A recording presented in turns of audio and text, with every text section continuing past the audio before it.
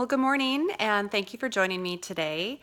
I want to share with you folks just a couple of resources that I found to be extremely helpful going through the alienated part of parent alienation and being the targeted parent.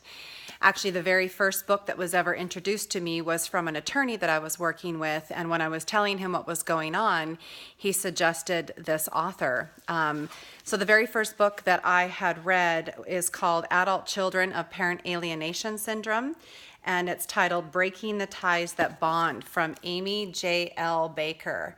I picked it up on Amazon, and I'll tell you, it was an amazing resource. It's full of case studies of adult children who were raised with parent alienation syndrome, and we'll get to a lot of what that looks like. But they were victims of it, victims of the child abuse, and how it affected each and every one of them separately, and how they turned out as adults.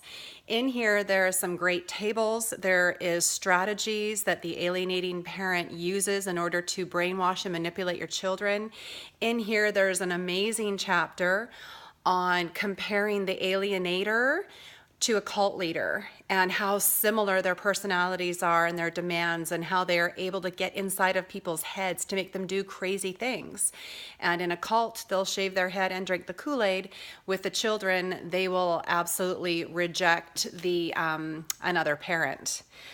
Another book that I had started reading during our custody battle issue was the Co-Parenting with a Toxic Ex.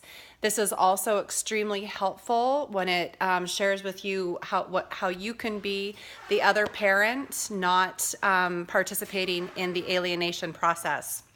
That was also co-authored by Amy Baker. She's phenomenal. She's an expert in her field.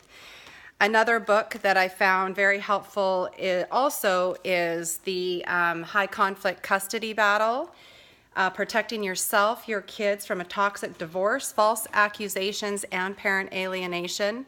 More education, some of the same, but also just helping you walking through that process, to-dos and not to-dos, as being the parent who is being targeted.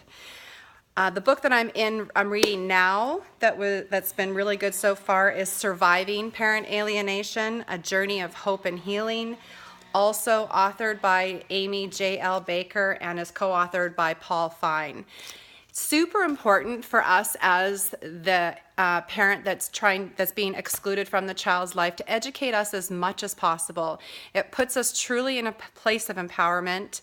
It allows us to see that what's happening to our children is not who our children are.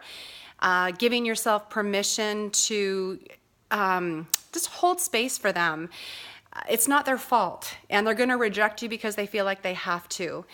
For me, educating on what was happening to my son helped me understand and not take his rejection personally.